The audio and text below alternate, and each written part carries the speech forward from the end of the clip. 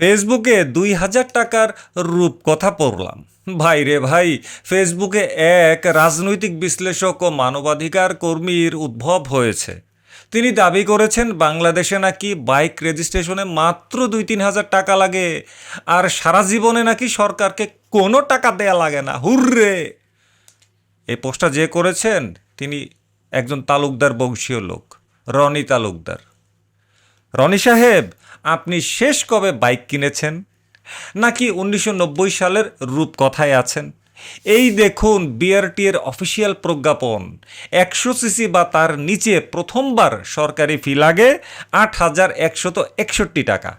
আর ওনার প্রিয় ১২৫ সিসি বা ১৫০ সিসি হলে প্রথমবারই লাগে ১১,৪১৩ টাকা।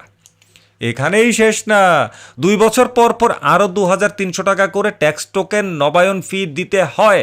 কাকে? সরকারকে।